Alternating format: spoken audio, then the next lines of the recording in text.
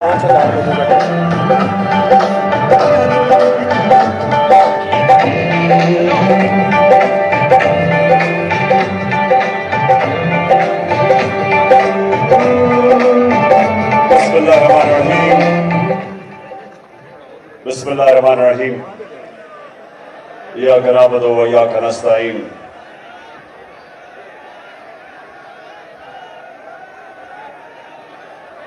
पिंडी के ओहदेदारों, आराम से बैठ जाओ। बड़ी जरूरी बात करनी है मैंने आपसे। आराम से बैठ जाओ।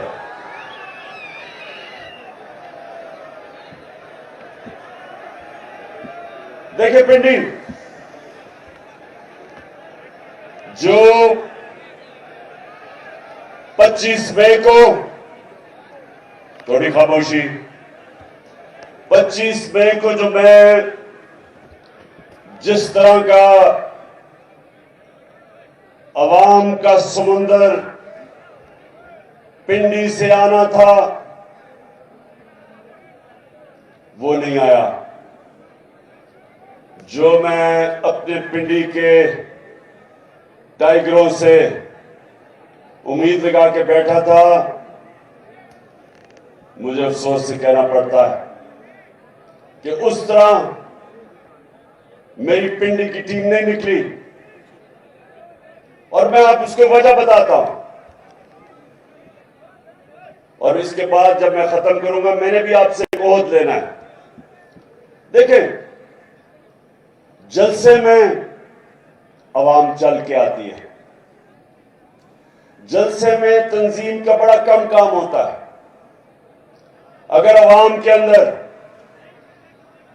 आपकी जमात की मकबूलियत हो तो जब जलसे का ऐलान होता है अवाम चल के जाती है। वो और बात है कि इनकी जितनी भी पार्टीज हैं, ये जो मर्जी, ये इनको कीमे के नाम खिलाने पड़ते हैं जलसे पे लोगों को बुलाने के लिए। बल्कि उधर सिंध के अंदर तो पैसे देते हैं जलसों पे आने के लिए। तो हमें अल्लाह ने इज्जत दिया हमारी पार्टी को, तो उसने लोगों के दिलों में डाला है कि ये वो जमात है जो इंशाअल्लाह पाकिस्तान में एक इंसाफ का निजाम लेके आएगी।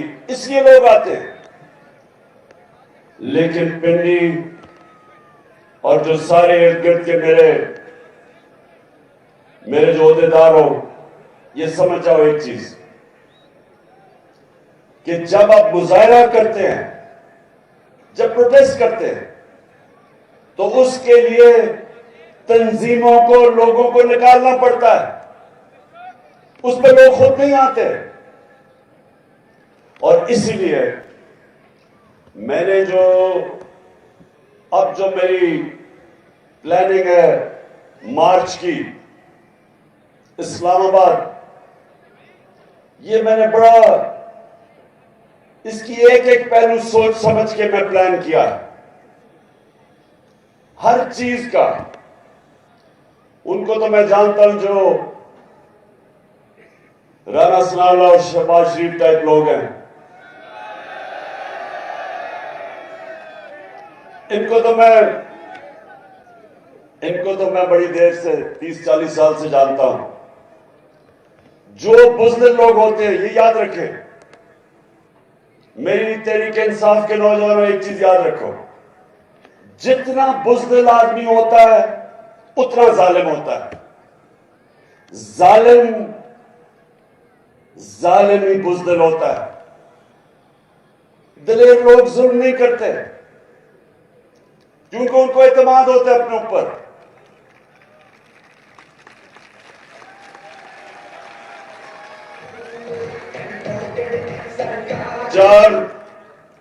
चार दफा इन्होंने मेरे खिलाफ लॉन्ग मार्चेस की। मेरे 3.5 साल में 4 दफा इन्होंने लॉन्ग मार्च की। एक दफा मरियम बीबी ने कोशिश की, वो रास्ते में की खत्म हो गई जीटी रोड पे, क्योंकि वो इसलिए खत्म होगी क्योंकि कीमे के नाम ही खत्म हो गए। दूसरी मार्च काम पे डालने वाली बिलावल ने की, और वो डी चौक में भी पहुंच गया। कोई कंटेनर नहीं रखा उसको रोकने के लिए, किसी के ऊपर एफआईआर नहीं की, और 2 दफा मार्च की डीजल साहब ने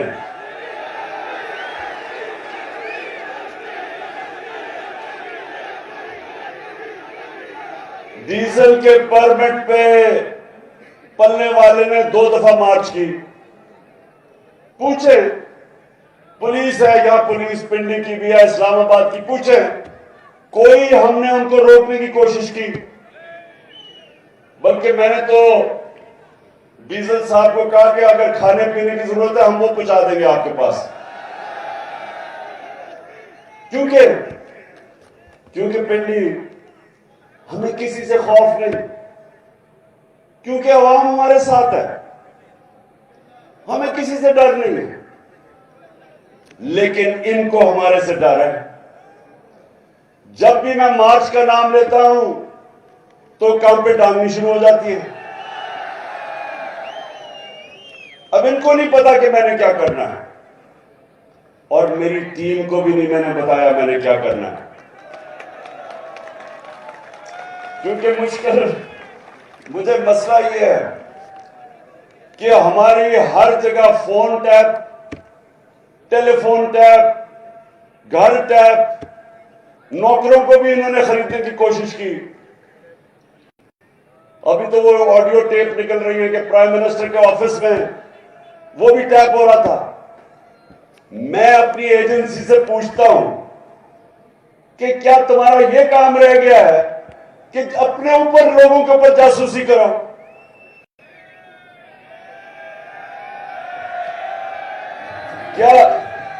क्या आपका यह काम रह गया है कि जोड़ तोड़ करो कि किसको अब लेके आना और किसको गिराना है? क्या आपको कोई फिक्र मुल्क की है या नहीं है कि चोरों को ऊपर लाके बिठा दिया हमारे? कोई आपको फिक्र है कि जो पाकिस्तान को तबाही की तरफ लेके जा रही है सारे डाकू मिलके? क्या ये काम रह गया कि जी टेलीफोन टैप करके पता चलाओ जरा इमरान खान क्या कह रहा है या आजम खान से क्या बात कर रहा है? जब वो प्राइम मिनिस्टर था, घर के फोन टैप कर रहे हैं, लोगों को डरा धमका रहे हैं, कभी इनको पकड़ लेते हैं सोशल मीडिया को, लोगों की जी तुमने ये क्या कह दिया, लोगों को टेलीफोन कर करके धमकियां देते हैं। मीडिया के ऊपर पूरा क्रैकडाउन किया हुआ है। मैं वो ह्यूमन राइट्स वाले लोगों से पूछता हूं कि किधर छुप गए हो आप? नजर नहीं आ रहा कि पाकिस्तान में आजादी राय का गला गूंगा जा रहा है?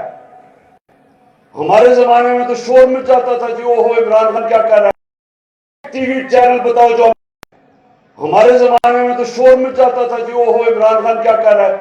एक टीवी चैनल बताओ जो हमने बंद करने की कोशिश की? बताओ किसको हमने धमकी दी?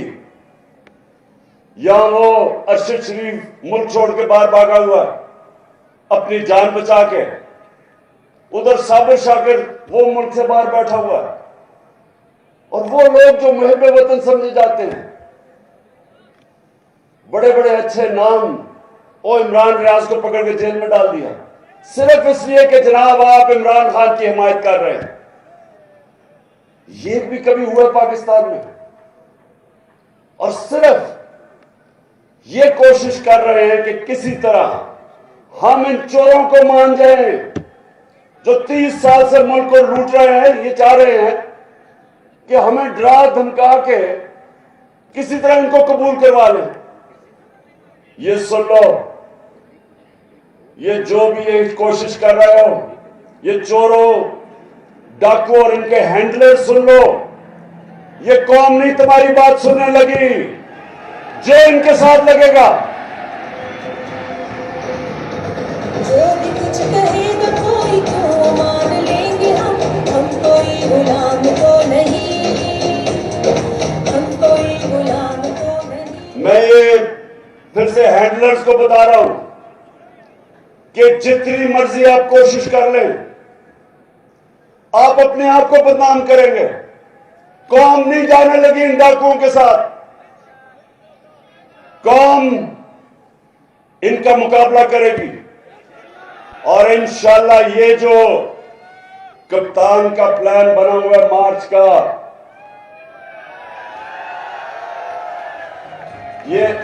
ये मार्च, ये जो मर्जी प्लानिंग कर ले, प्लानिंग जो मैं कर रहा हूं इंशाल्लाह पिंडी, अभी मैं दाब के ऊपर भी आता हूं, इंशाल्लाह जो हम प्लानिंग कर रहे हैं, हमें पता है इन्होंने क्या करना है, इनको नहीं पता हमने क्या करना है।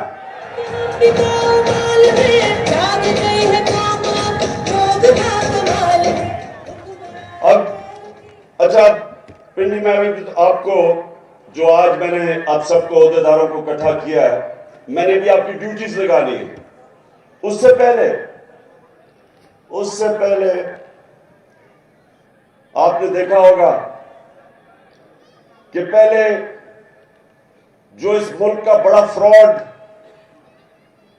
जब नैब ने उसको बुला के पूछा, मुल्क का फाइनेंस मिनिस्टर था, कि जनाब आपकी 2012 में 80 लाख आपके असासे थे और 4 साल के बाद वो 80 करोड़ पे पहुंच गए, तो आपके पास पैसा आया किधर से? जब ये सवाल पूछा, उसने प्राइम मिनिस्टर के जहाज में बैठ के तो मुल्क से बाहर भाग गया।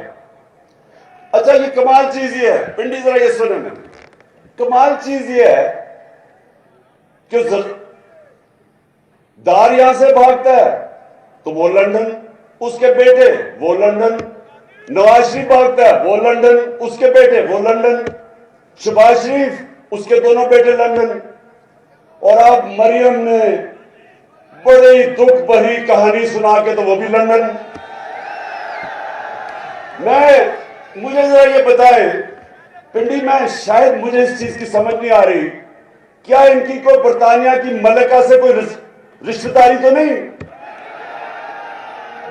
मैं तो समझा था ये ग्वाल मंडी में पैदा हुए हैं, लगता है कि ये लंदन में सारी फैमिली पैदा हुई है।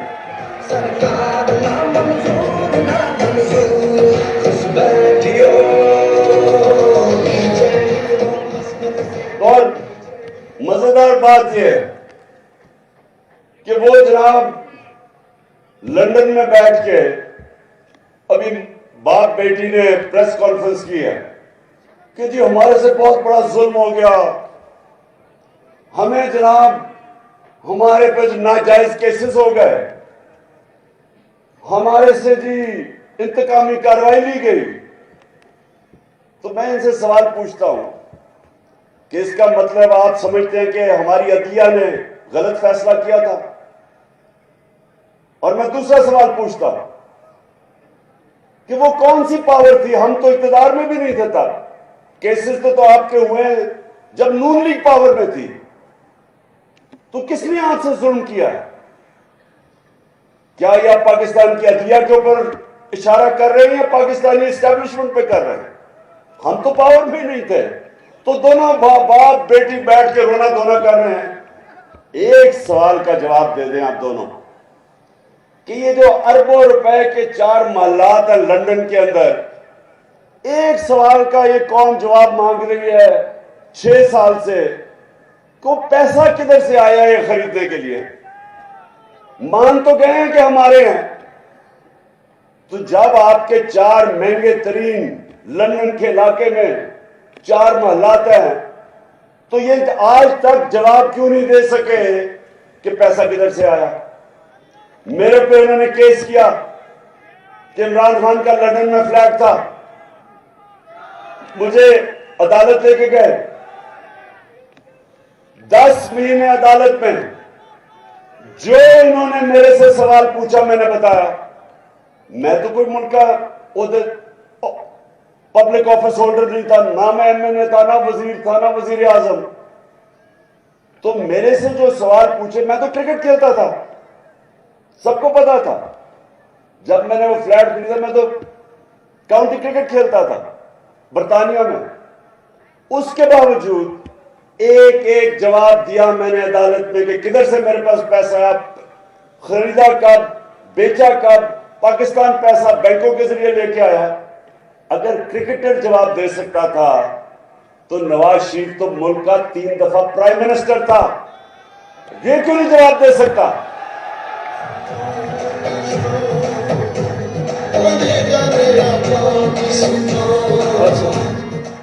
अच्छा जवाब वहां बैठ के ओहो बड़ा जुल्म हो गया तुम्हारे से, और कह रही है कि मैं बेकसूर, क्योंकि अदालत में मैं बरी होगी, मैं बेकसूर हूं। बीबी वो तो अभी जरदारी भी बरी होने वाला है, कानून तो आपने बनाए हैं, इसमें तो किसी ने पकड़ा ही नहीं जाना। इसका मतलब आसिफ जरदारी, जिसको 2 दफा इन्होंने जेल में डाला था नवाज शरीफ ने, तब तो बड़ा करप्ट आदमी था, तो अब वो बरी होगा तो वो बेकसूर हो जाएगा, इसका मतलब गलत जेल में डाला था। बरी होना पाकिस्तान में, सुन लो पिंडी, और इसलिए मैं आपको मार्च की तैयारी क्यों करवा रहा हूं।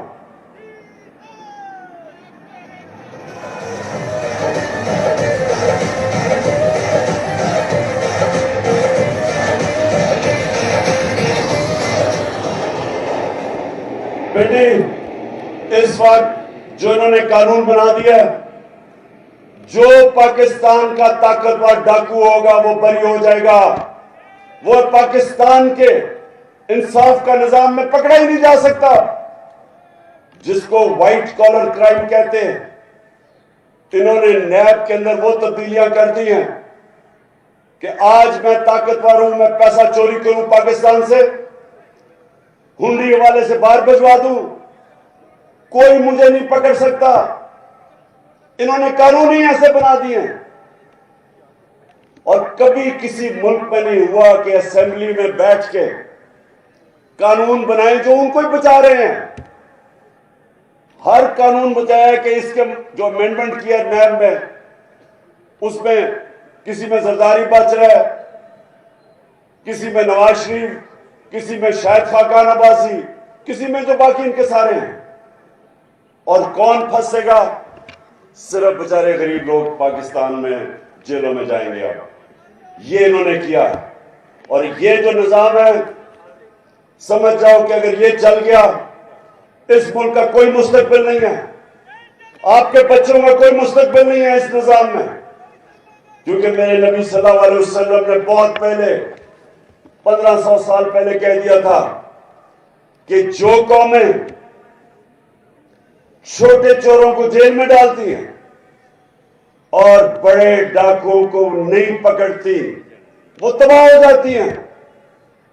ये मेरे नबी ने 1500 साल पहले कहा था कि जो कौमें कानून नहीं कायम कर सकती, इंसाफ नहीं कर सकती, जेल जिस कौम में सिर्फ गरीब लोगों से भरे हों और ताकतवर डाकू सारे लंदन में बैठ के याशियां करें और मुल्क में वापस आए, हुकूमत करें, लूटे और फिर बार बार जाएं, उस मुल्क का कोई मुस्तकबिल नहीं है।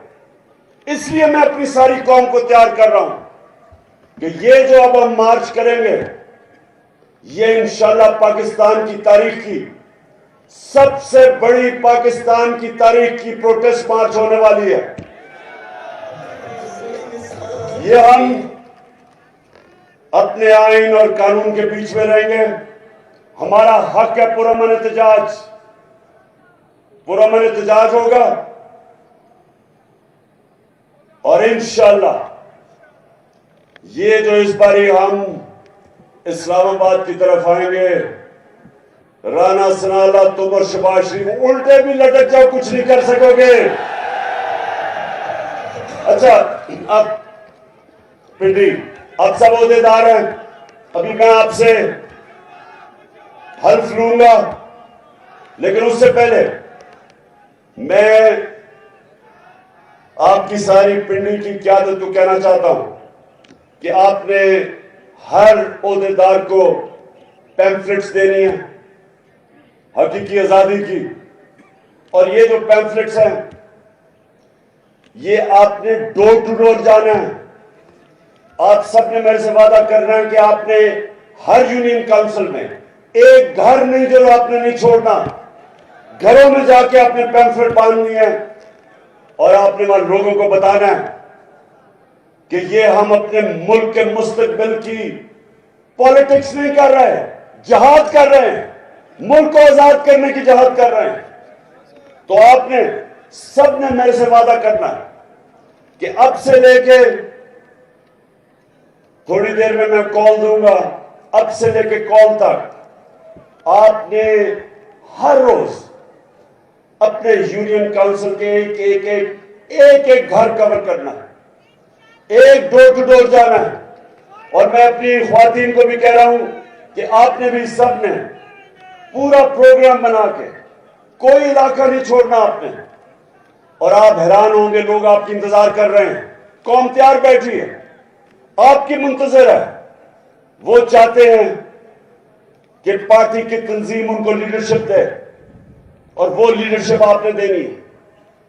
और मैं अपने सारे एमपीज को, एमएनएस को, आपने सिर्फ और सिर्फ अब पिंडी में रहना है और आपने लीड करना सबको। लीडरशिप का काम है, मेरे एमएनएस और एमपीज आपका काम है कि पूरा पिंडी और इसके जितने भी इलाके हैं, सारे जो यूनियन काउंसिल सब कवर करने आपने। मैं अपने ऑफिस से, चेयरमैन के ऑफिस से, मैं हर रोज मॉनिटर करूंगा कि किसकी क्या परफॉर्मेंस है।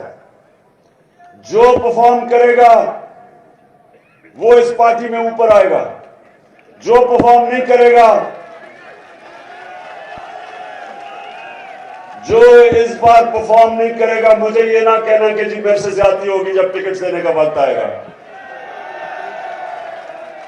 मैं फिर से कह दूं, ये पॉलिटिक्स नहीं हो रही, ये आपके मुल्क के लिए जहाज लड़ी जा रही है। और मैं सारे फिर से अपने आमिर क्यानी, आपकी ड्यूटी है, आपसे मैं हर रोज पूछूंगा कि कितना एरिया कवर किया आपने, क्योंकि वो वक्त अब बड़ा करीब है जब मैं अनाउंस करने लगा हूं। और उससे पहले मैं आपकी तैयारी पूरी देखना चाहता हूं।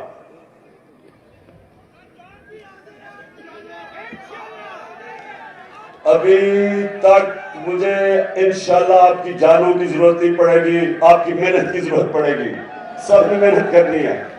और सिर्फ अब हम एक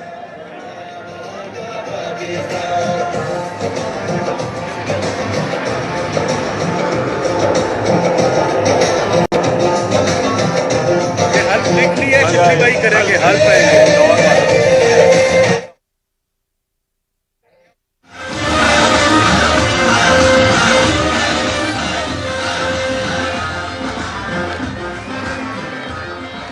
अच्छा जी, आप सारे खड़े हो जाएं, क्योंकि अब एक पहले आपने हल्फ लिया था तंजीम का, अब आप मेरे साथ हल्फ ले रहे हैं जो हम अब जहाद लड़ने जा रहे हैं। शिबली जी सर, हाथ ऊपर।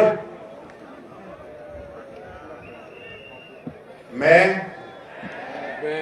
अल्लाह को हाजिर नाजिर जानकर, अल्लाह को हाजिर नाजिर जानकर ये हल्फ उठाता हूँ ये हल्फ उठाता हूँ कि मैं पाकिस्तान के आईन की मैं पाकिस्तान के आईन की हमेशा पासदारी करूँगा, हमेशा पासदारी करूंगा। और ये कि मैं इस हकीकी आज़ादी के लिए, इस हकीकी आजादी के लिए अपने लीडर इमरान खान के साथ इस जहाद में उस वक्त तक खड़ा रहूंगा जब तक हकीकी आज़ादी हासिल नहीं कर देते। हकीकी आजादी हासिल नहीं कर सकते। अल्लाह हम सबका हामी और नासिर हो। अल्लाह हम सबका हामी और नासिर हो। शुक्रिया। अच्छा पिंडी, अभी आपने हल्फ लिया ऊपर वाले के सामने, आपने मुझे मायूस नहीं करना और मेरी अब आपसे इंशाल्लाह मुलाकात होगी मार्च के ऊपर। पाकिस्तान जिंदाबाद।